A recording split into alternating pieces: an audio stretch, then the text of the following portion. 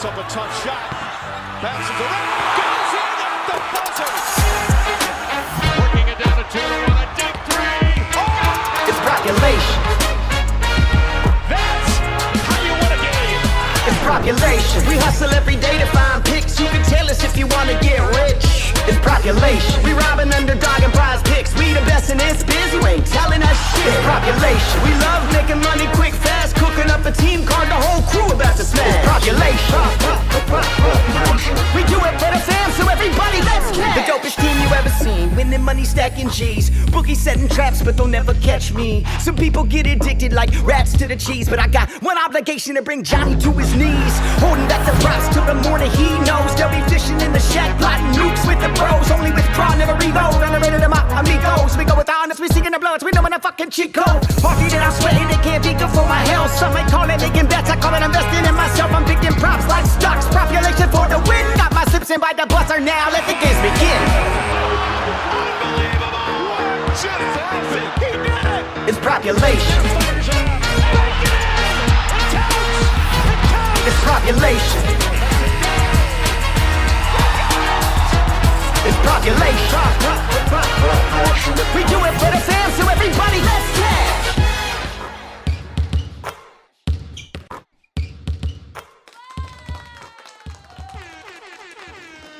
Brought you into your favorite sound. What's going on, man? What's going on, man? What up? What up? Happy New Year, everyone. Happy New Year. We're here. We made it. Made it through We're the back. Yeah, man. How you feeling? Good, man. I unplugged myself from all sports over break, which is nice. And then just first couple days went hard. Got back to get back in the groove of things, man. But I'm ready now. Dude, you came back in fucking blaze of fire. I was like, I didn't want a gradual like build back up. I was just like, go hard the first couple days, dive right in. You went all through the weekend even, bro. You went a whole nother level. You went through the weekend. Yeah. It's good, man. How was your break? It was good. I didn't really do much different, to tell you the truth. I mean, besides you doing your NBA as much, but I was still continued on the same old thing. Same old sports. That's what's up. That's what's up. Well, I hope everyone out there, YouTube world, had a good holiday. And now we're ready to start fresh, man. Second half of the season here. We got All-Stars coming up. Trade deadline. Guess what else? What else? UFC. We missed that. Oh, man. I can't wait. There's a fight night this weekend. We'll maybe do some picks. It's not the best card. But yeah, Nathan reminded me right here. He said, "Yo, fam, UFC 311 coming up." 311. I'm all in. I got like 3 solid plays I really like, and then I got some like somewhat better than leans, but you can make a big parlay with. So yeah, I can't wait for that. Well, definitely, we're gonna build some nice parlays with that. So look out for that. And man, how good has Aussie basketball been? That's why I'm showing this. I love it. It's actually really fun. It's the season's been awesome compared to the last few seasons. Yeah, why is that, bro? Because I didn't notice until this year. The turnover rate is so high in Aussie in EuroLeague, and so every year there's like some teams are just like completely new rosters, and it just depends on like the players, Yeah, we have a lot of new faces this year on these teams, and some of them are just super consistent and easy to predict. Whereas, and you're just sitting up there with 200x wins right beside you. Yeah, this is crazy, man. I wouldn't expect this to happen on a consistent basis. It just happened. I got lucky.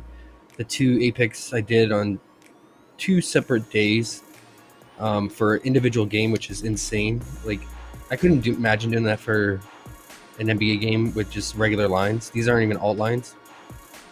On a single NBA game. It just shows like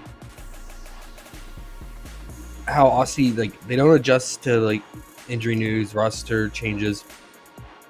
But also it's just like there's not that many games, right? So like each team plays like 1 or 2 times a week. And it's so easy to just like watch every single game and really know the in and out of the teams, because there's like 10 to 12 teams. So yeah, hit an 8 pick before break on the single game Brisbane at Adelaide, and then after break hit another 8 pick Southeast Melbourne at Tasmania.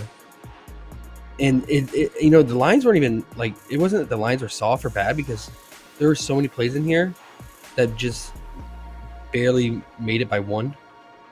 Like Montrez had like 9 rebounds, Bainan had 2 assists, Cook had 3 assists. Like, it was just like the lines were super tight, man. Like in the game, that Tasmania game, we swept the under. Crawford had 16 points. His line was 16.5. And Walton had 6 assists, and his line was 6.5. So, I mean, it was, yeah. Yeah, the chances of that are crazy. But 100 times, bro. I know. Those are like the things that like spammers come in and spam and pretend like they won. But those are real wins. This isn't no bullshit. This is real. Yeah. So, I think I do this. I do those as fun. I do like one per game or slate for fun. Like throw like a couple bucks, $2 or $5 on it. I don't recommend like doing 8 picks at all. I mean, the success rate obviously so low. But we do usually, if you're interested and want to get the Aussie picks and you're not playing it yet, we usually find like 2 to 3 core plays, and really go with those. Regular units, and then I'll do this like 8 pick for fun, which I'll start sharing. I wasn't sharing it because I don't like condoning degen 8 pick models like that, because you know how people are. They're just gonna tail it, right? And then they'll do regular unit on it. Yeah, they won't listen to you on that part. Yeah, right. Even People if are you're funny. like, dude, go 0.25 unit, they won't. But yeah. No, that's dope as fuck. If anyone, I think there's an awesome game tonight. Is there? Okay, cool. I thought we had a whole nother day, but when you were gone, I was like getting into it a little bit, and my success rate was not as high as yours. I'll tell you that. Well, but I was just learning. Yeah, you got to get familiar with the players, right? Yeah. No, it was fun though. I had a couple okay nights, and I had a couple. Yeah, so you hit but on what? some But solid- bro, one night I went completely swept reverse. I've never done that before. It was amazing. I think I went like 0-6 or something. It was crazy. Shit. Yeah. I was like, oh, how did I do that? But yeah, no, it's good. It's good to have you back. Now that I looked at it without you, though, it's always a good thing. Yeah. I had a week without, and now I'm like, oh shit, we're doing this and that, and you're. It's just easier to learn now that you're back. Obviously. Yeah.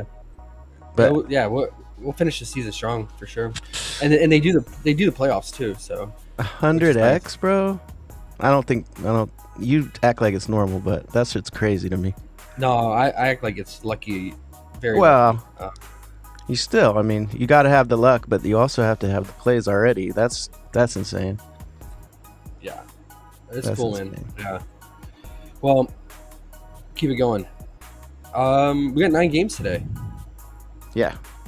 It's an interesting slate. Let's check the injury key news to watch. We got Embiid still questionable with like every slate, and I hate how they treat him. It's like they don't release his update or news like till 15-20 minutes before lock, but at least that game is one of the first games, 7 p.m. Eastern. Cat is questionable. Although there were reports like he was dealing with the injury, but then right after the last game he went and did an intensive workout and like did a video of it, and so it sounds like he's fine. Went through practice, so I think if the coaching staff is okay with it, I think he's going to play, unless they just like, oh, it's debunk magic on a back-to-back. We can rest him here. But we'll see. Just look out for that. That's big news. And I got some if and or scenarios there if he's in or out. RJ Barrett, I think he's on track to play, even though he's questionable from reports. Azra Thompson popped up. Midday Q-tag. Then Ben Simmons is questionable. Oubre was upgraded to questionable. He's been out. D'Lo suffered an injury last game, so he's questionable. Andre Jackson's questionable, and Deuce McBride has been out. For the Knicks, is questionable as well. And Bane was reported doubtful yesterday. So, yeah, let's just watch out for the news on those. It's a couple key news on injury front there. But let's start with the first game, man. Blazers at Pistons. These are two interesting teams. Two young teams that have looked really bad at times, but also really good at times, up and down. Your Blazers, man, they can play ball when they want to, man. And lately, they've been surprising, right? They've had some good games. Beat the Timberwolves twice, and then they recently beat the Bucks, I believe. So, but yeah, they're just so up and down. So let's see. They beat the Bucks. They barely lost to the Lakers. They beat a injury-riddled Mavs.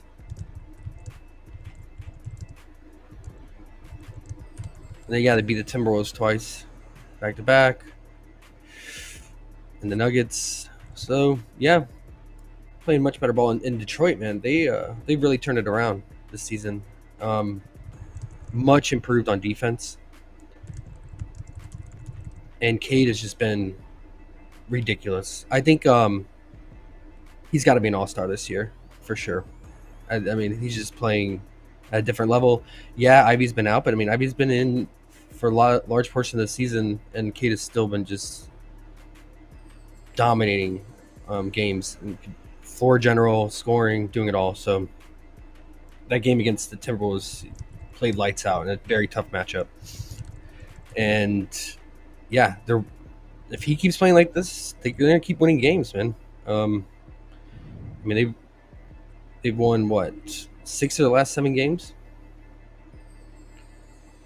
7 of their last 9. Play some decent teams in there. Yeah, so as a result, they're 6.5-point favorites at home, which makes sense. I think it's a fair line. I wouldn't bet on the spread or money line in this game, just for all the reasons I said. Like, these are two young teams that are so up and down, but Pistons have been a little bit more consistent this season. But yeah, I think there's a couple spots we can target here on each side. I think what I'm most interested in is on the Blazers side is Ayton. Now, I know he's been terrible and called out by the organization, especially Chauncey, on his lack of motivation and play. And I think what game was that? He got benched because how bad he was playing. But this is a perfect spot for him, and it's for this reason: the Pistons are getting killed from the three ball by bigs. Now, Ayton's doesn't really shoot threes, right? But they're getting because they do drop coverage. So the bigs are not chasing guys outside the restricted area or paint. So they're allowing the mid-range shots, right? So they're bottom 3 in the mid-range, near the paint, right outside the paint. And that's kind of where Ayton has been living, is right outside the paint and in the mid-range game inside the paint right there. And the Pistons do struggle on pick and roll defense on the guy who's on the roller. And Ayton runs a lot of pick and roll, obviously. And a big reason to that is Durant has just never been a good pick and roll switch coverage guy. And he gets torched on that. So I could see Ayton just having a lot of wide open shots in the mid range. You just gotta make them here. 31% of his points are coming from the pick and roll action. So I like Ayton's points here. The rebounds, I'm on the fence of it. I mean, they're not the Pistons are 4th in rebounds allowed, so they're not allowing that many rebounds, especially to the centers. And with Denny starting and playing huge minutes, that really hurts. I feel like Ayton's rebound potential, because Denny is just a hog on the glass. Ever since he's started, this guy's playing crazy minutes, man. 43 minutes, 36 minutes. And he's having near center like rebound chances, 19 rebound chances, 15 rebound chances, 10 and 14 total rebounds each game.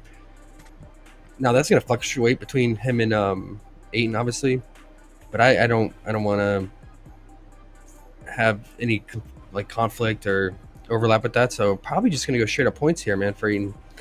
The 13.5 is not bad. I mean, if the game goes a distance, don't mind it at all. It's minus 130 on Pinnacle. Pretty much every book except Fliff is the best value at minus 120. And Bet 365 at minus 115. But yeah, I'm thinking you could do the 13.5 points, or if you want, alt it down to 9.5 or 11.5, or 9.5. I feel pretty confident on that one. Let's see if we alt it down to 9.5. Over his last 25 games, he's hit that in 21, so 84% hit rate. Great matchup for it. For a full game, yeah, you could do the 13.5 or 9.5. I might split it up like that, but I also am interested in his first quarter and his first half. And the big reason for that is like Duren plays most of his minutes in the first half, usually, most active. So I think Ayton will probably be match that. And Ayton is also more productive usually in the first half. So he usually plays about 10 to 11 minutes in the first quarter. So the first quarter points are probably the way to go, just because he's going to play probably a little over 5 minutes in the second quarter. And his first quarter points are only 3.5. That's 2 buckets for him. Yeah, minus 185 on Fliff. Caesar minus 166. But PrizePicks bumped it to 4, but you can get it on Underdog at 3.5. I think it's like a 0.8 something multiplier, or 0.84x or something like that. But yeah, if you take it down to 3.5, he has a really high hit rate on that. And if he plays 10 or 11 minutes against the Pistons front court here, I feel pretty good about that. But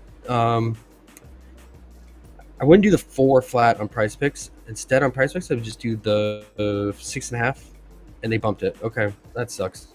They must have just bumped it. All morning it was at 6.5 points. But it's okay. I mean, in all reality, he's still got to get 4 buckets.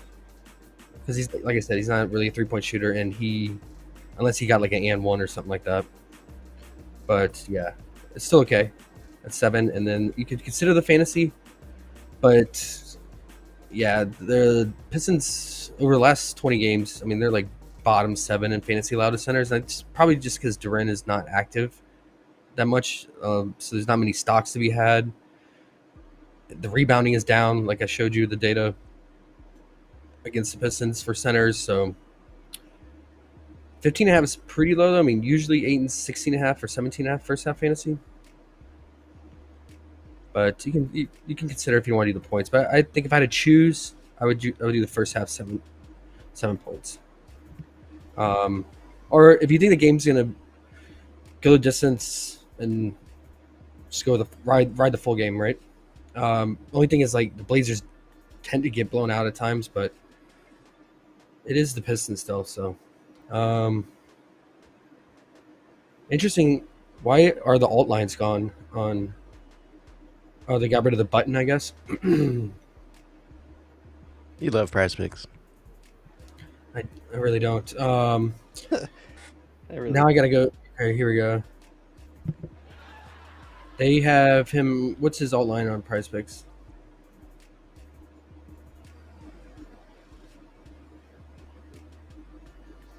Okay, you can do 11.5 or 9.5. If you're gonna alt, I would just do the 9.5. I know that it's probably a less multiplier, but yeah, 9.5 for sure. So yeah, that's my spiel on Ayton. Probably I like the most in this game, just due to the soft lines, low lines, and matchup. Cade obviously always in play, and especially in this matchup against the Blazers, who are, they're giving up top 3 in fantasy points allowed to point guards, like top 10 in assists allowed. They're like 9th in assists allowed, like top 5 in points allowed. It's just his lines are really high today, for good reason, with Ivy being out and going against the Pistons. So you definitely need the game. Go the full distance here. Yeah, he's at 25.5 points. He's usually 23.5 or 24.5 points. His PRA, it's 41.5. It's really high. And then his PA, man, it opened at 33.5, and it's all the way up to 35.5 now. So that's pretty high, man.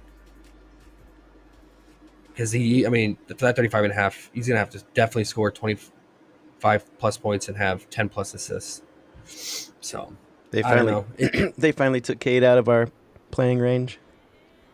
Yeah, it's one of those things. It's like playing Giannis or Jokic, like in a good matchup. If you're confident and you want to ride it, it's gonna be sweaty because it's just the high line. But the matchup makes sense. I wouldn't blame you if you played it. But Beasley's in a good spot as well. And his usage obviously goes up with Ivy out. He had a bad game against the Hornets because he shot 1 of 10 from 3. But in this matchup, everything checks the boxes for him. Blazers bottom 8 in spot up shooting defense, bottom 2 in transition defense. That's where he's getting most of his points, right? But 53% of his points are coming from the 3 ball, obviously. And against his position, the Blazers are average against that. Only thing is, like, his line is so high now, 17.5 points. And with 3-point shooters like him, man, like, look at these games against Hornets. He's either going to go 1 of 10 or 6 of 11, 6 of 10, right? So you're playing with fire in that instance, but the volume will be there. So playing him, if you're going to go with him, you're going just due to pure volume and the matchup here. So I might just, if I do play him, if I do like an SGP, I might just stack his all points or all threes with maybe 8 and 2, and maybe just take K down as well in an SGP stack.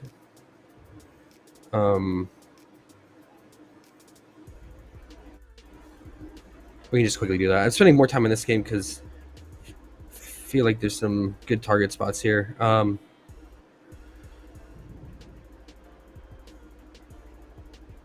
So if we take K, let's just do his PA down.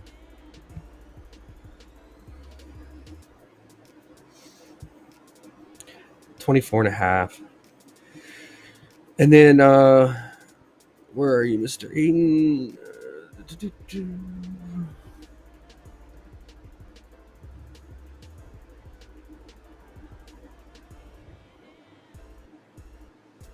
Too bad Fliff doesn't have that field goal attempt, so. I know. I'll go over that in a minute for sure. Minus 460. And then if we do Malik.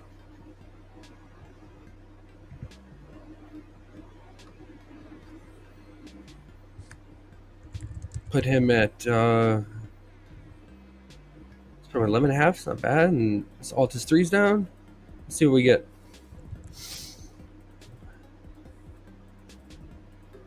Why is this movie so slow, bro? I hate the layout. Dabble's the worst for the layout, though. I'll just put him at 1.5. Minus 165. So you probably gonna have to adjust some, but yeah, I might just play around with that and see what kind of value I can get combining those targets that I like. Minus 135. I don't mind, because I think Beasley's at 3.5 threes with heavy juice on the over. Yeah, some places is even at 4.5. So 2.5 doesn't feel too bad here in this matchup. All right, that's what I got, guys. Let me know if you got anything else. I think cover everything. Denny, I liked him in the last game, and he went off. He could have another solid game here, but his lines have just really caught up. They finally caught up to him playing huge starter minutes now with Grant out. So, yeah, his lines are super high now, man. All right. Well, want to catch up with Chad a little bit? Yeah, what you got? Oh, nothing much. Just got Big 2. He said, let's fucking go. Let's do it. We got Big Ren. He said, can we change the screen? Ant has been trash. I wrote back, don't hate on Ant. But I'll keep playing Ant. I thought Ren liked Ant. Maybe I'm wrong. AOD says, yay! What's up? He said, let's do this. Undertaker. Josh, mad scientist. All right. Time to skull fuck the boogies in the eye hole. Huh? Oh, man. Yeah, man. I have some unders today I'm feeling really good about. So. Oh, we got to get to him. J. Cole says, let's go. Nathan says, yo, fam. AOD says, whoa, pause. I don't know what that was from. Probably said something silly. Ren says, we've been cracking in college football chat over the break. J. Cole says, there you go. Did he say all in? Question mark. Ren said, got one today. Check the college football chat. Yeah, guys, come in the Discord if you're not there. Shit's been killing. AOD says, love this fucking show. Josh is the GOAT. And that's about it. Then Ren saw your 200 times picks and says, congrats, GOAT. And, thanks, bro. And then he said, Josh in the dark, whipping up plays like Count Dracula. Got to keep it dark. And AOD. Yeah. No, actually, I was noticing that too. I was like, it seems like we're getting even more into it when you're sitting in the dark like that. Yeah. And then Ren says, take 3-point attempts. I think he's talking about Beasley. AOD says Beasley's balling. James Harden under point, says Ren. And we are caught up. Yep. We are caught up. I'm with you on the Harden under points, man, for sure. Sounds good, guys. Appreciate everything. Glad you guys are here, man. Let's do it. I think this is not a bad slate, man, for what it is. But yeah, there's 2 games to start at normal time, 7 Eastern. So next one is the Suns at Sixers. 224.5 total, average total. Sixers 3.5 point favorites. Man, talk about 2 teams that went south real fast and did not meet expectations. 2 teams that had high expectations come into this season and are just falling to the wayside, man. Suns are just a complete disaster. They announced roster change last night. Beal and Nurk will be going to the bench. So we're going to have the rookie, Ryan Dunn, who's pretty much, besides KD, he's been the only other bright spot on this roster. Just, being at his potential and in his young age. D-Book is down season for him for sure, man. But yeah, man, Beal, what a terrible trade. He's going to be eligible next year for $57 million player option. That's crazy. You could potentially be paying $57 million for a bench player who's not playing good at all. He's having his worst shooting percentage of his career. And they don't like him as a fit. But here's the problem. There's only 2 players in the league, underrated, that have a no trade clause in their contract, which means if the GM is like, yo, we're trading you, and that player says no, there's nothing they can do, right? There's only 2 players, LeBron James and Bradley Beal. Like, that makes no sense, bro. That is the worst contract I think I can think of in the NBA right now. $57 million a year, no trade clause. He can dictate whatever he wants to do. So the Suns are stuck with him, unless he agrees. So with that said, Suns are a mess right now. I'm staying away from him. KD, everything falls on KD's shoulder. I mean, he's having to play lights out for them to win and carry them.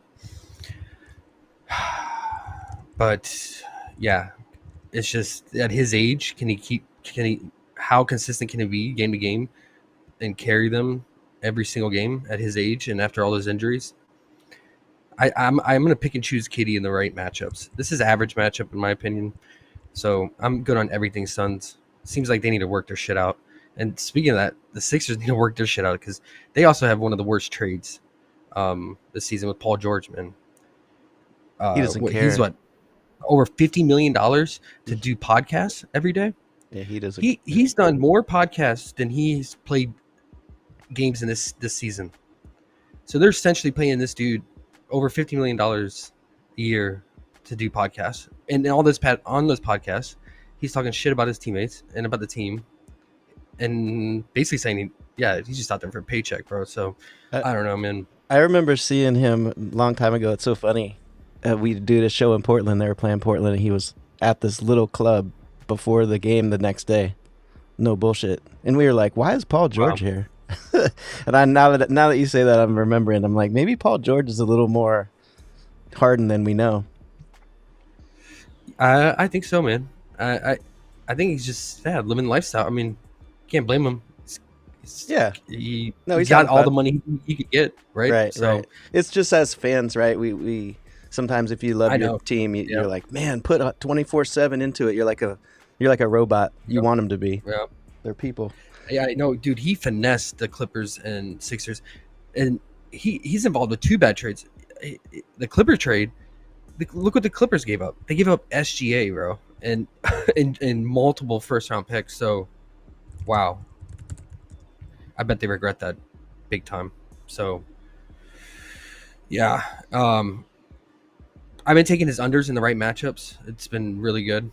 But this one, the Suns' defense has plummeted. It's awful. I can't take unders versus the Suns. But I can't take overs. And I think it's going to have to be Embiid here. I mean, Mason Plumlee, terrible defender. No chance against Embiid. And then when Nurk, if Nurk comes out there, Nurk has been one of the worst rated defenders this season for centers. And if he comes out there, he's going to foul Embiid right away because we know Nurk fouls and won't be able to stop him. So I like Embiid's all 24.5 points. It's on PrizePicks and Fliff. Only problem with Embiid, man, is this injury stuff and having to wait to confirm that he's going to play. But I don't know. This matchup, if he doesn't get this done in this matchup, then he will be officially on the permanent ban list because this is a perfect matchup for him. And he's been pretty much right there at this, like, the 28 point line. A lot of it's due to blowouts. They won by 30 against the Nets, so he only played 29 minutes, didn't even play in the fourth. So he would have got that. But who knows? I mean, Vegas thinks it's going to be a close game. 2 bad teams, 3-point spread.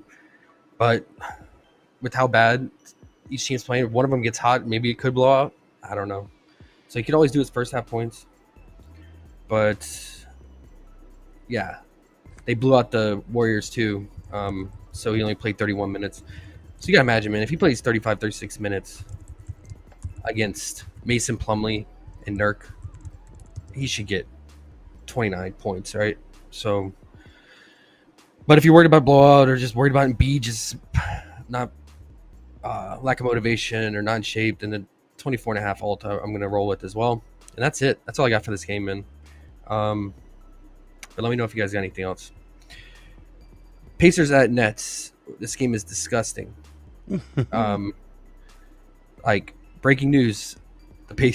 These are battle of the bums, right? Like, this is terrible teams, bro. Like, awful teams. And the Pacers are playing better, but the Nets don't care. They're just in full absolute tank mode. Like, they told, like, D'Lo just got banged up a little bit. And they're like, no, you just need to chill on the bench. And all our other main guys, you guys don't need to play. Trade away all our other guys, Schroeder, Finney Smith. Yeah. Well, before you get to that, there was a couple things about the last game. I think. Let's see. One thing. Sorry. Thought I saw something here. Oh, they're just talking shit about the game. Oh, Ren says loves Slim Reaper tonight. Loves Slim Reaper tonight. Okay. And give me Maxie's points. Going over PG-13 tonight. So Ren says he's in. He's in on PG-13. He likes his matchup. Oh, dancing with the devil on that, man. You don't know which one you're going to get. motivated or podcast P. Okay. But sorry. That was the end. I just wanted to make sure Okay. we weren't missing something. Yeah. I appreciate it. Yeah, Maxi, man, he's been so up and down lately. I mean, I wouldn't mind Maxi if Oubre remains out. If Oubre plays, he's such a black hole at times. And if you have Oubre, Paul George, Martin, and Embiid, yeah, I don't know. We'll just have to see on that. But yeah, I mean, all those guys are good matchup. The Suns defense has been one of the worst over the last 2 weeks. Pacers Nets, man. Oh, this hurts the soul to even think about this game, but I think there is some edge here. So the Nets, obviously, still playing the slowest pace. And just, full tank mode. So Pacers, I think they're now 10-plus point favorites. And these teams played recently. So we could have a blowout here. Anytime you have the Nets involved is blowout potential, especially if Ben Simmons and D'Lo are out, because they're both questionable. Like I said, D'Lo got injured last game, did not return. So if they're both out, man, definitely potential for blowout here.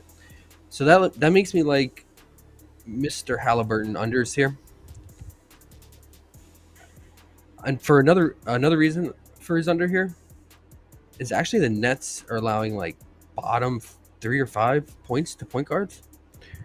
I watched Maxey play against him recently, and he struggled mightily in that first half, like big time. He could not find a shot, man. You got a lot of young guys in the Nets, and they're really good at hustle defense here, and they're holding it down against point guards. They're allowing the least fantasy points to point guards as well. Let's look at the actual points allowed. Yeah, they're allowing the least points over the last 20 games to point guards. Now, another thing I like about them is they foul a lot too.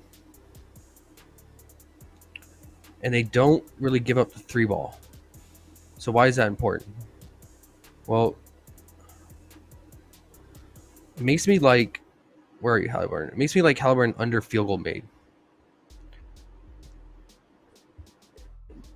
So Halliburton is getting like most of his points from pick and roll ball handling, which the Nets are number 1 at his position against. But also he's getting it, distributed out for spot up 3-point shooting and free throws. Now that's a problem, right? The free throws, he's gonna get fouled in this matchup. The Nets foul like crazy. Maxey went to the line 8+ times, Embiid like 14+ times last game. And then when he played them this season, he made 6 free throws. And another reason that Halliburton's scoring a lot lately is he's getting to the free throw line. 6 of 7 last game, 5 of 6, 8 of 9, 4 of 4. That's a lot for Halliburton. He's not traditionally a free throw guy, I think he's just getting more healthy, more aggressive, attacking the basket. Early in the season, I think he was dealing with either the back or hamstring issue and just wasn't attacking. And so he wasn't drawing fouls, and he was just taking really bad outside shots. Now he's still going to take the threes, which is good for field goal made unders because threes are low percentage shots, right? And then field goal free throws, shooting foul, then that reduces field goal made as well.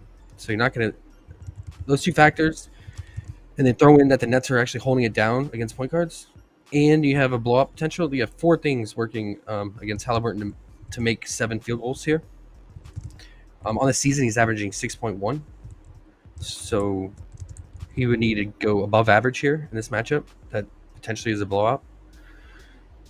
So, yeah, I think you can either go with the field goal made or the first quarter points under here. But I want the blowout potential and minutes reduction because of blowout. But the first quarter makes sense because the Nets are playing the slowest pace. So you're going to have much less shots going up in the first quarter. You already have a limited time window being in a single quarter, but obviously less possessions since it's slow pace Nets. But I want the full game access, so the 6.5 I think I would do that.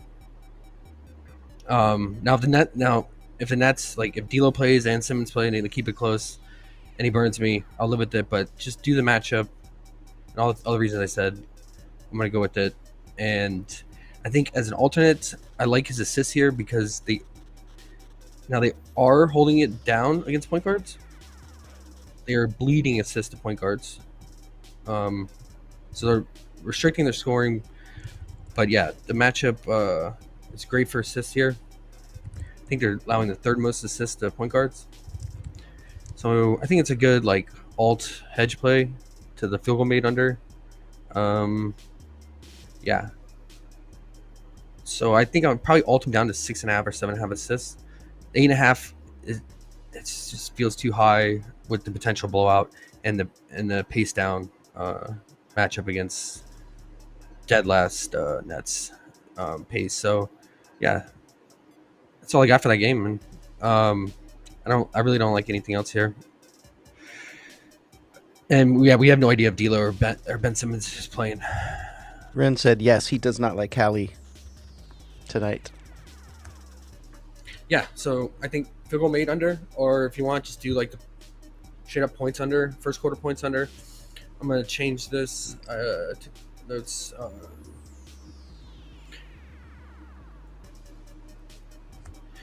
So that's it. That's a really good strategy I'm finding. If I like a guy to go under due to matchup or players coming back or something like that, I think instead of just traditionally just doing under points, since we have books that offer field goals made, like Dabble and PrizePicks, I think take advantage of those lines since other books don't have it, and just gives you two different ways to go under. Because at times there's players that should have stayed under, but they just got fouled a ton and made like abnormal amount of free throws, like 8+ or something like that, and so they barely go over their points. But then obviously they went under their field goal made.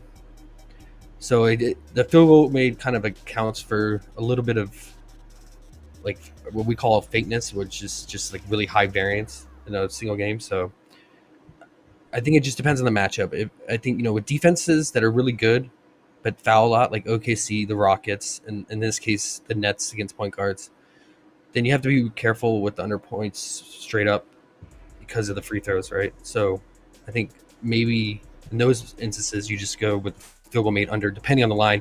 And usually what I find with these field goal made lines, it's really just a straight up average they're taking it from, because no other books offer it, right? Like the traditional books. So I think they're just ripping the average, season average, for that player, and not really basing it on who's playing, who's in or out, and matchups. So something to consider. And another thing with Dabble, look out for is they also offer, which I haven't seen before. They offer 2-point made allowed as well. So you have 2-point made and 3-point made, obviously, but the 2-point made is really nice for players that obviously who just chuck from outside and shoot a lot of threes, and then also shoot a lot of free throws, i.e. James Harden. So yeah, I would love to have James Harden under 2-point made in this matchup against the T-Wolves, but yeah, I checked for it. They know better on Dabble to not offer it, but sometimes they do offer it in a optimal matchup. We did it with LeBron yesterday, and it worked out because I knew he was going to get fouled. Knew he was just going to chuck threes against the Rockets. So, yep. Nobody's like that, bro. Nobody's like that. You're the only one, pretty much. I mean, I'm sure there's people out there in this world, but no one I've seen.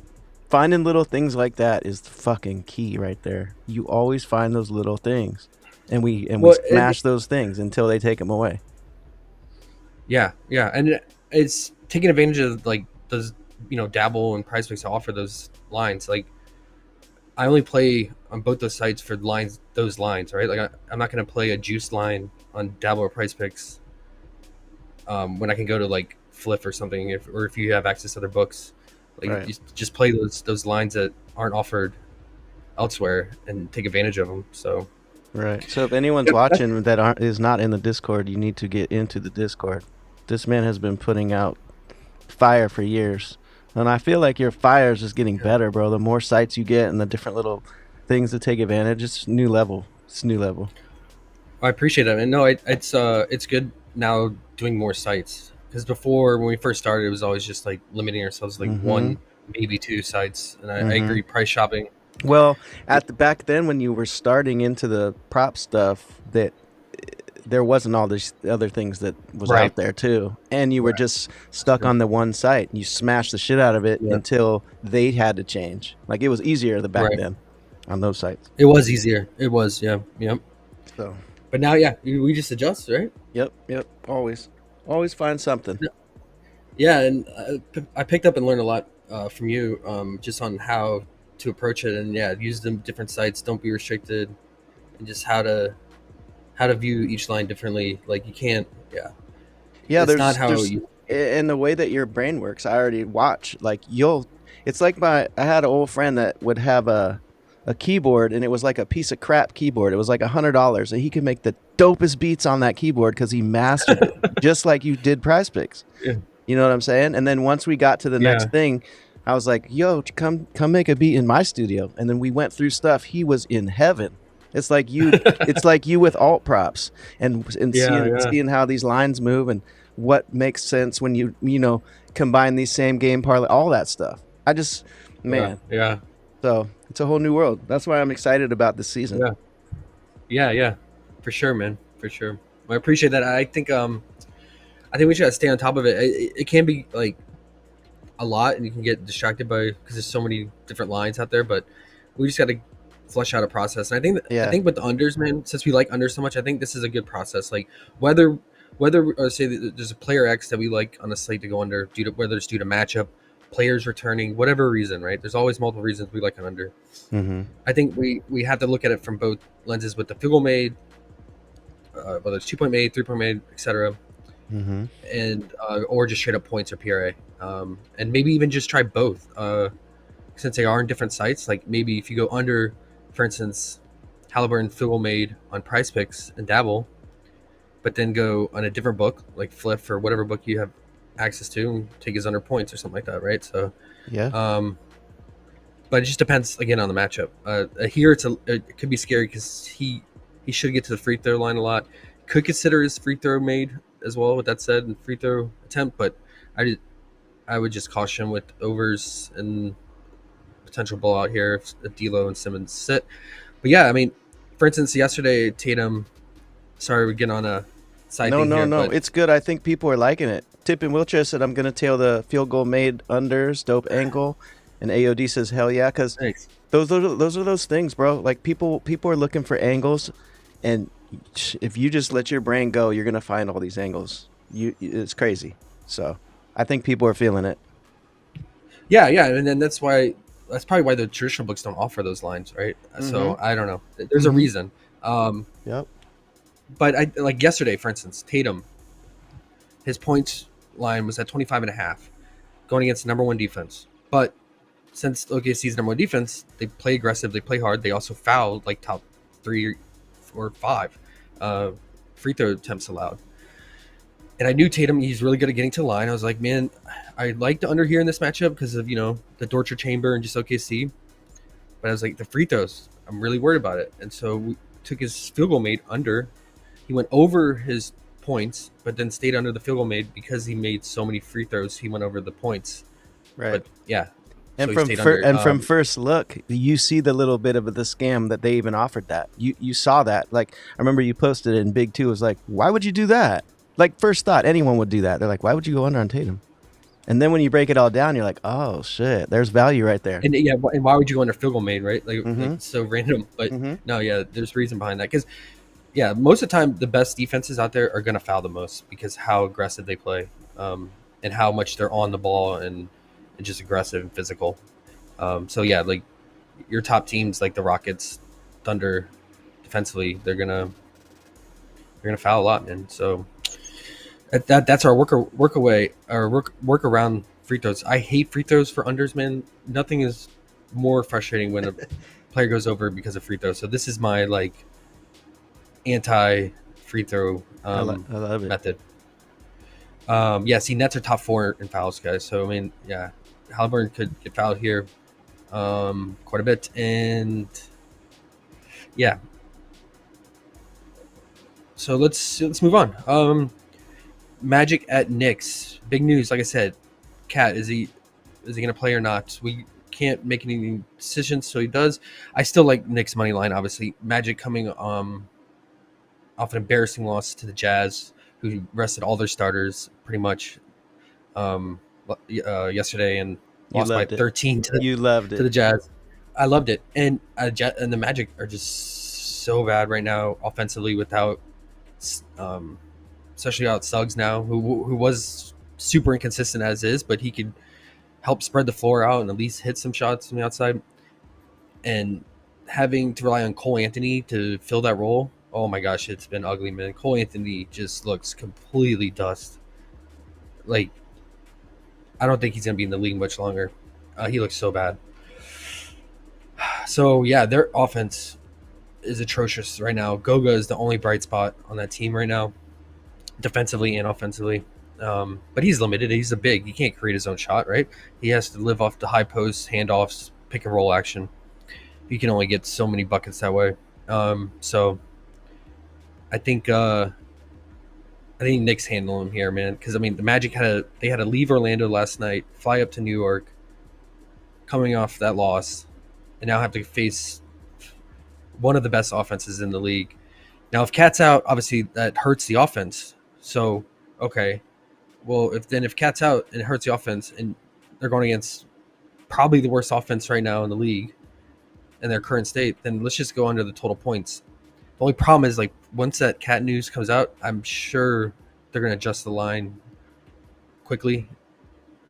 I mean, maybe it goes down to 205.5. That'd be really low, but yeah, it'll be interesting because Cat is a huge piece of, obviously, the offense and the engine of the Knicks. So yeah, if Cat's out, give me the under 209.5 total. And if he's out, then I'm probably not touching any player prop in this game. Now, if he's in, I'm interested in some unders here, especially OG. It's a terrible matchup for him. While the Magic are banged up and really bad on offense, their defense is still the same, right? The defense has been the only thing keeping them afloat with all their guys out. It's been the most consistent thing for them. So, and what they're really good at is spot up 3-point shooting defense. They allow the least 3-point attempts, and I think they allow the least 3-point made near there. Let's look. This is all updated. Yeah, so they allow the least 3-point attempt and the least 3-point made. They basically just attack and blitz 3-point line, not allowing threes at all whatsoever. They don't do drop coverage. So yeah, OG, he's just all he is a spot up shooter. That's his bread and butter, right? 30% of his points. Now he does get 27% transition from steals, fast breaks, fast break misses from the other team. But Magic are still top 5 in that category. But yeah, Magic number 1 against spot up 3-point shooting, no surprise. Number 1 against 3-point shooting, no surprise. And yeah, most of OG points coming from the 3-ball or near the rim in transition. So I don't know what the bookies are going to do. Like, I think OG's lines stay the same if Cat's rolled in. I think his lines it's already baked in. It's his normal 15.5 point line. So I think we just go under the 15.5 and just wait for the news. But just wait for the news. I don't think it'll bump once the Cat news comes out. Last time he played them, they played 3 times already, right? And Knicks beat him all 3 times. He had 8 points. Only took 1 3 that game. Played 37 minutes, took only 3 threes, and had 7 points. He did have a good game, but he went 4-7 from 3. 7 and 10 from the field. And he had 18 points. So, yeah. Give me the under points. And then back to all my spill on the 3-point shooting. With them allowing at least 3-point attempts. If Cat plays, then I think what we do is just go also, and you can pair this with OG. I don't think it would affect each other negatively. But I think we go under Mikel's 3-point attempt here. For the same reasons. So head-to-head, when he played him this season, He was 2 of 6, 1 of 3, 0 of 1. Took only 1 3 in 44 minutes against him. And that was recently, right? It's almost a week ago. Like Magic, no one's shooting threes against him, bro. So we just need Cat to play. And if Cat plays, then our usage is secured. Like, because if Cat doesn't play, obviously that's just going to increase shot volume for all these guys. But if Cat plays, then we get normal shot volume, slow pace game, massive probability of blowout if Cat plays too. All those things working in our favor.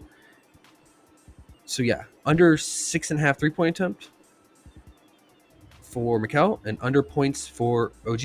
Can also do OG's under field goal made, since he does just get a lot of spot up shooting, and Magic can foul, but he doesn't really draw fouls that much. He's at 6.5 on Dabble. The only thing is, like, if he gets transition buckets from turnovers or just missed shots, he could rack it up. You did see that one game where he did go over his points to 17 again, or 18 points. He did barely go over with 7 field goals made because he made 4 threes. But the other games he had 3 made, 4 made. Yeah, I would say either one. But it's only available on Dabble. PrizePicks is not offering his field goal made at the moment. So if you're on PrizePicks or other normal point lines and other books, then yeah, just under his 15.5 points or his 17.5 PA would work as well. But need Cat to play, so I would not take it for that news. So let me write that down. Mikel, I think it's still 6.5 3-point attempt, unless they changed it.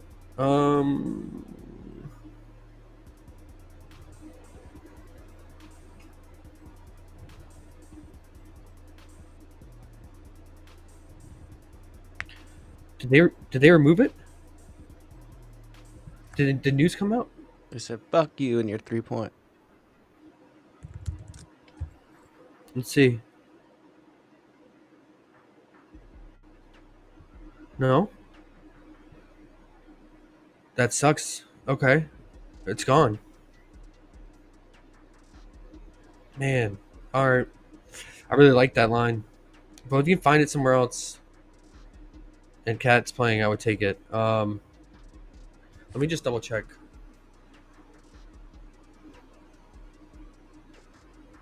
Maybe I'm just tripping and I can't see it.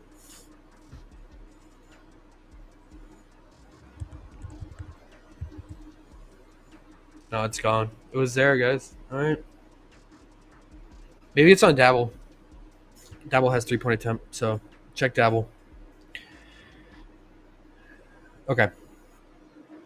That's it. That's all I got. Love the money line for the Knicks, obviously, and them to cover an alt spread line.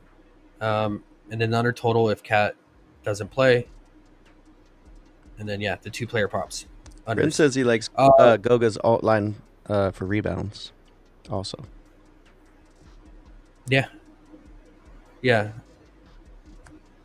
He's been crushing the glass, man. Just got to worry about blowout.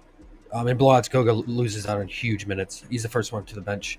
He'll play about 26 to 28 minutes. Okay. Okay. Well, we got 20 minutes left, man. Time is moving fast. I don't know how. I guess it's because there's a lot of these games I don't have shit for. So okay. good. Just like wanted this to game, let you know. like this game right here, dude. Bucks at Raptors. Next. I need a next button. So yeah, I liked Giannis's free throw attempt on Dabble, just because he's a terrible free throw shooter. But it got bumped. It was 10.5. Now it's 11.5. I still think he could get it. I can see him taking 14 free throws today. Toronto all season long has led in shooting fouls and free throw attempts allowed, and giving up transition buckets, and that's the 2 ways that Giannis scores, is in transition and free throws. And that's what the Raptors give up the most, right? So great scoring spot for Giannis, but obviously you're paying a high line always for him.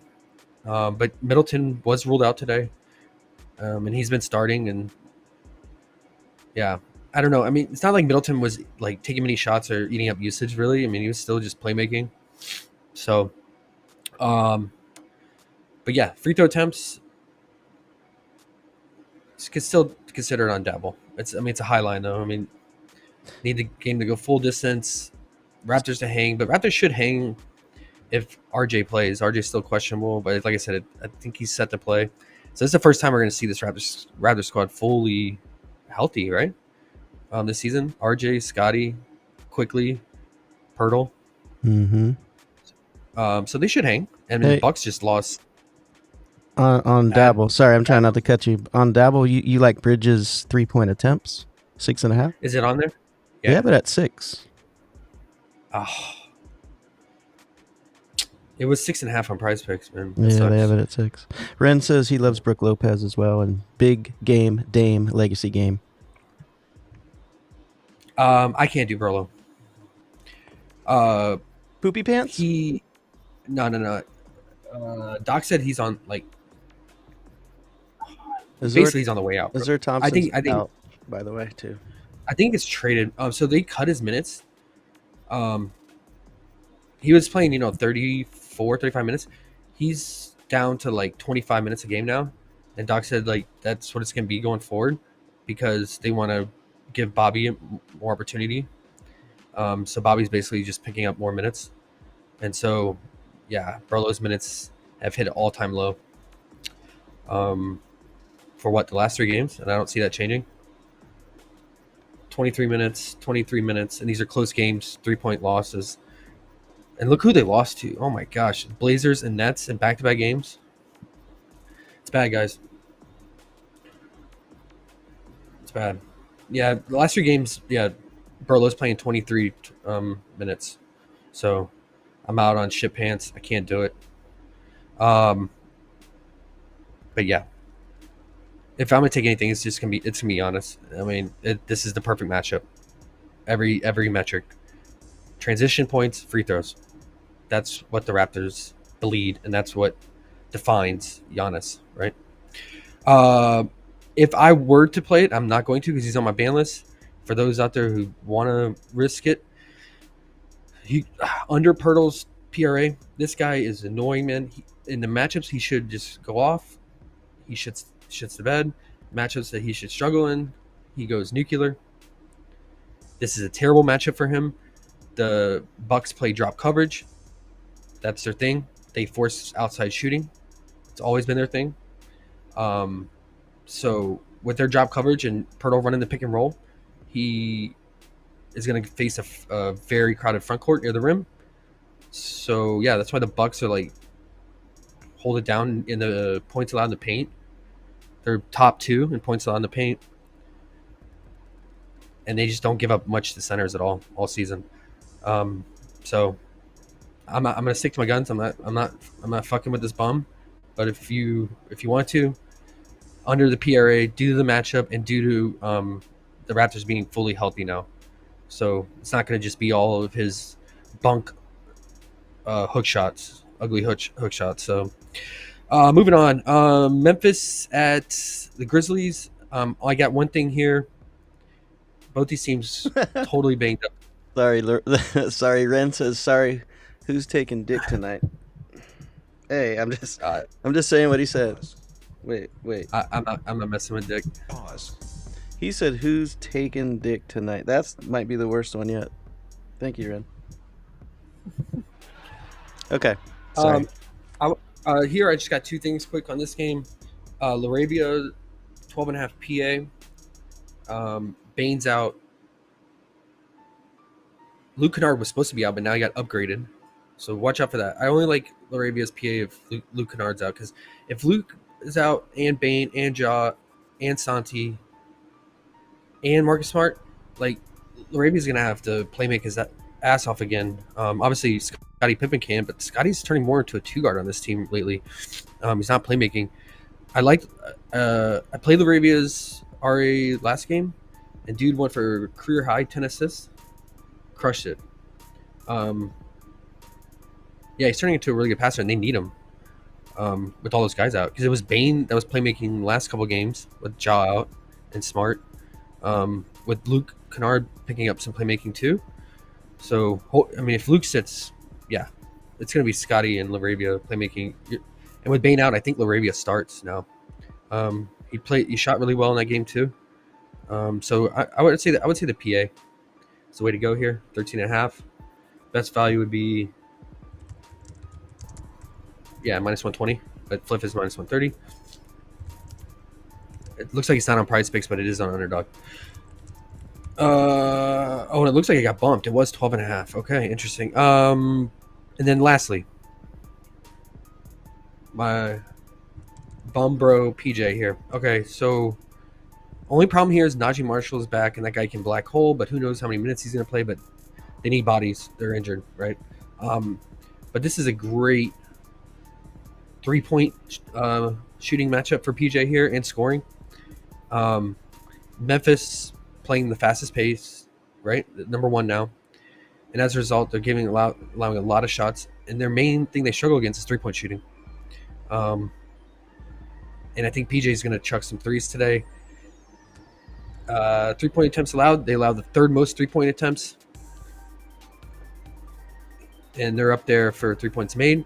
If you don't want to trust PJ to make his 3-pointers, because his line is 1.5, but juice on the over. Like -1, not too bad. Fliff is minus 130. I do think he hits 2 threes. I mean, definitely 1 3 if you want to alt it. But if you don't want to trust to make a shot, then 4.5 3-point attempts on PrizePicks. I don't mind at all. Just do the pace and lack of bodies out there, man. He should have his shot volume should go way up here. 4.5. I mean, you could also consider all these other guys depending on what the starting lineup is on Dallas. If for whatever reason Najee moves into the starting lineup, he'll shoot threes as well. And that sucks. So they had Quentin Grimes on here at 5.5, and there he is. Okay, so I would say either of those, but if I had to choose either between Grimes and Washington, go the lower line and PJ at 4.5. But Grimes, most of his shot volume is going to be from 3, right? But a lot of times he just ghosts when he's out there, man. I've seen him just like absolutely just get full cardio in at times. So, but PJ, he actually tries hard, man. So I think I would trust him at a lower line to get the 3-point attempt. But I don't mind Grimes either. I just want to play him in the same slip. Let me check on Grimes.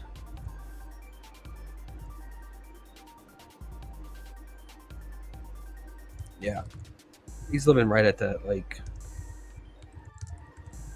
he's living right at the 5 attempt line. Some of these are bad matchups too, like the T-Wolves and all that. This is probably the most optimal, besides playing the Hawks, optimal for 3-point shooting, whether it's attempts or made here. So, and just due to lack of bodies. That's all I got for that. Moving on. Clippers at T-Wolves. Yeah, I don't know why the Clippers are not favored here.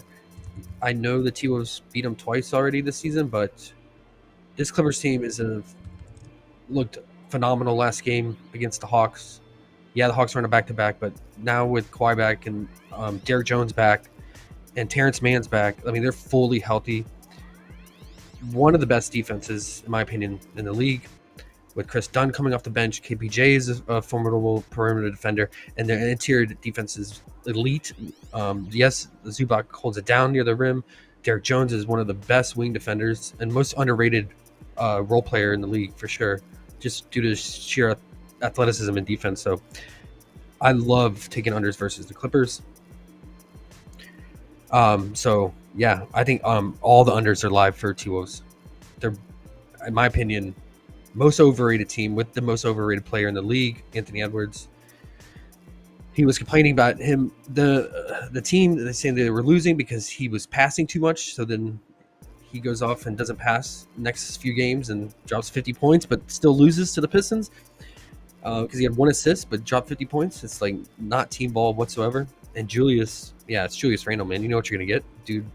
Most of the time, just stands out there, doesn't play defense, and is not motivated. And Rudy Gobert, oh my gosh, this dude. Sometimes I forget that he's on the court. Yeah, I mean, you could definitely go under his points. It was 10.5 most plays. Oh, yeah, still 10.5 on Fliff.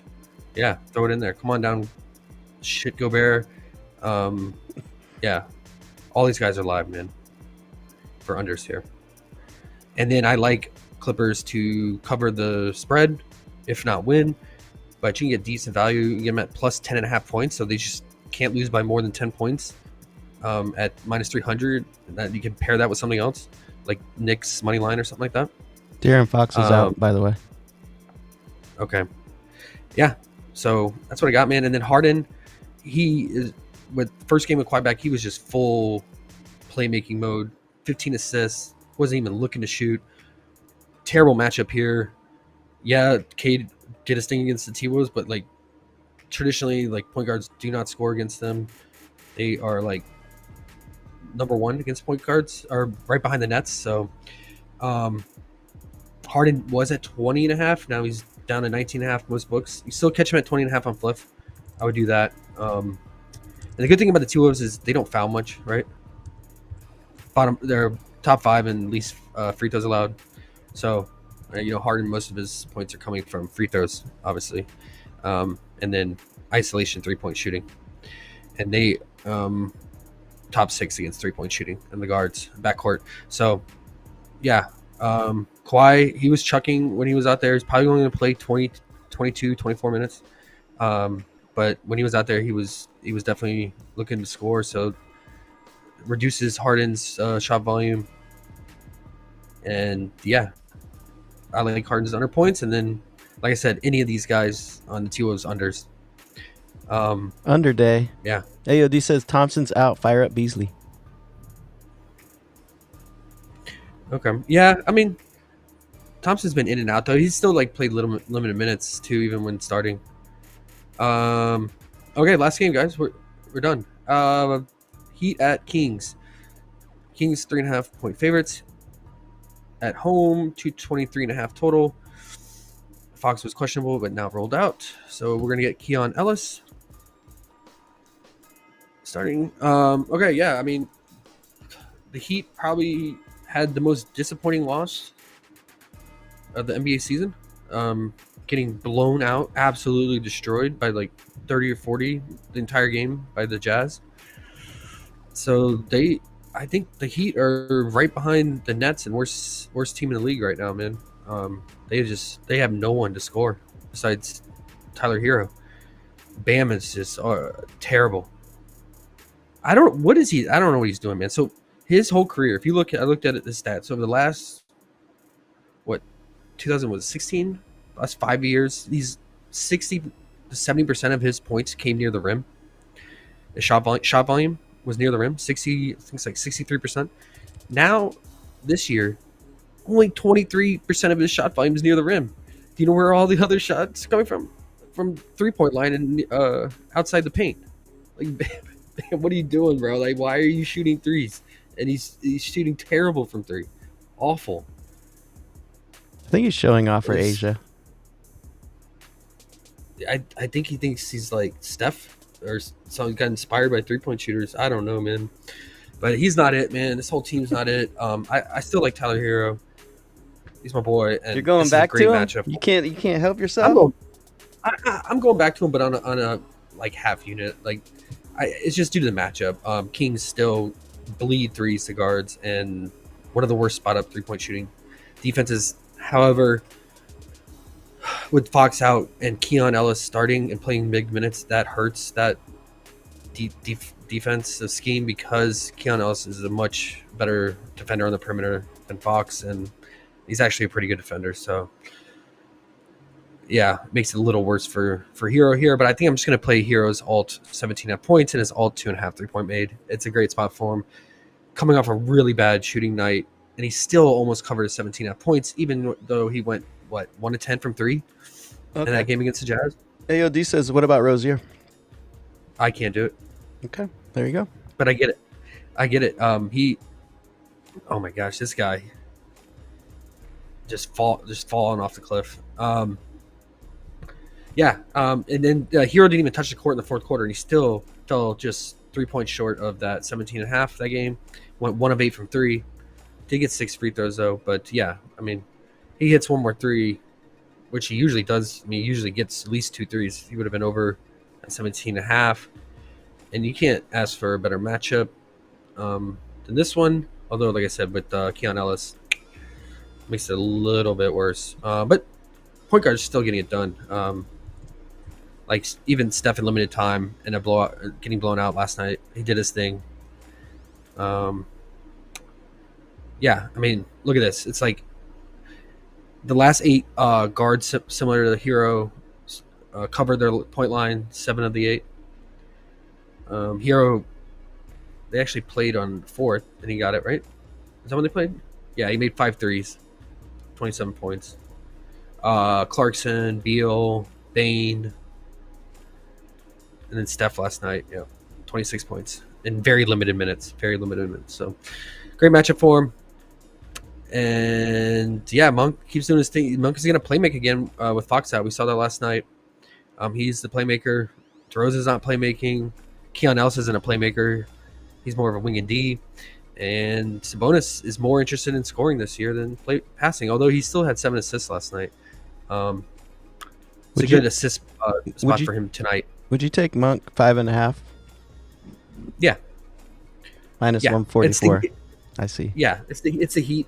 They bleed assists because they're funnel defense and a lot of high conversion catch and shoot from the outside. He got. I'm seeing 6.5 now. He got bumped to that news. Okay, Monk. Cool. Sabonis. Are you talking about Sabonis or Monk? No. I'm talking Monk. I can still get him at 5.5. So I was just wondering. Okay. Yeah, and Sabonis you can consider his assist too in this matchup. Because everything's gonna get funneled to the outside 3-point shooting.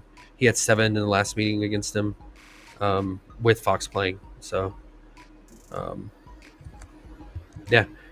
And with that, let's see. Yeah, I'll probably just split it up. I would do Sabonis assist in one and Monk's assist in the other one. And then what's Sabonis's number? If we can get him at. It's the same. It's 6.5. Oh, okay. I mean, yeah. Let's see if I can. I think they were both 5.5 originally before that news, and then they both went to 6.5. Okay. I mean, I would just do 6+ if you can alt it. I don't know what the value would be like, but I just have a site here that didn't change them yet, so I was just seeing. Oh yeah, so they're both at 5.5 still, so that's cool. Yeah, I just gotta hope it doesn't blow out, man. I know it's only a 3.5 point spread, and Fox is out, but right. I mean, the Kings just blew the Warriors out the water, but at least the Kings are. I mean, they're on a back-to-back, even though they didn't have to travel. They just stayed in their home court. Helps a little bit, but it's just scary because how bad the Heat are right now, man. Yeah. But I mean, like even in the blowout last night, Sabonis got 7 assists and Monk had 10. Even in nice. Monk had 12 and only played 29 minutes, and none of the starters played in the fourth quarter. So if it blows out, then that means they converted their assists at a high clip. Probably, and or just the Heat's not scoring, man. But I'm gonna ride with Hero one more time. This is it, man. This is his last chance. But it's not a core play by any means. That's it, guys. You gotta go. It's good hanging out. Good to be back. Unders for the win. We gotta watch out for the news. Cat news is huge, man. So if you get it, tag me. I'll be in the Discord, waiting for the news and making some slips on PrizePicks, Underdog, and Dabble, and then cook up a Fliff card as well. Okay. All right. Emerson's Baby Gap shirts here. What's up, man? Been a minute. No way, bro. I haven't seen him in forever. He says Monk and Sabone are both jacked to 7.5. Oh, Demon on PrizePicks. The Demon. I mean, they could definitely get it. Again, it's just the block concern. Cool. I just put in 5.5 on both of them. Let's go. There you go. In a single parlay? No, just 2 separate plays. Just 5.5. So I got minus 140 on both of them. Damn, Ian got bumped? His full game and his first half? What happened here, guys? Who? Ayton, his first half and his full game points got bumped. There wasn't even juice on it. What? Like, why is PrizePicks tripping like that? They're watching the stream, bro. Yeah, it's only minus. Oh, I guess juice is coming in a little bit. I mean, it's only minus 130 on Fliff. So it's still good value. I would play it on Fliff now instead of PrizePicks now that they've bumped them. And it looks like Underdog removed his point line. So okay. Alrighty, well, if anyone's been watching and hasn't hit the like yet, please hit the like. It helps us out. And old Joshua was spending all his time here after break, coming in with fire. So I'm sure you're going to get something off of this. So just hit the likes. That's all we ask. Thank you very much. Yeah. And if you're new catching the show or haven't watched in a while, like, we're not giving like slips on the show or like exact plays all the time, but it's like if you want those, you gotta come in the Discord and get the finalized ones, because a lot of times we're waiting on news. This is just, a breakdown, kind of where we stand. Flash those 100Xs again. People don't know yet. Flash them 100Xs. Hey, honestly though, I want you to send me those. I'm gonna make this the next what's it called? Thumbnail. This is gonna be our new thumbnail. Just this right here. I like it. I know it's not NBA, but I hope Dabble doesn't see it, because I'm still living off their that's true. Their free money you get when you sign up for the first time. Don't even say what you got from it. Yeah, these 100Xs, I'm good. I'll never have to deposit. That's the best. Cool, man. Well, there's more 100Xs coming. I know that's a crazy thing. That doesn't happen often, but I mean, if it's gonna happen to anybody, it's gonna be you again. So, if anyone wants to get in and tail, shit. I don't know why you wouldn't. It's possible. It's not likely, but it's possible. We're showing it's definitely possible. So. Hey, yeah. Hey, it's a small amount of money to pay to come in and learn and get your betting up, get your money up, get your accounts up. It makes it fun, man. Winning's way more fun than losing. Exactly, and then get action in other sports that are off hours too, like Aussie ball. Yeah. And Asian baseball when that comes back. So, yep. Oh, all day, all night, it don't stop. Cool, man. We'll appreciate you, and we'll see you in the Discord. Later, peeps.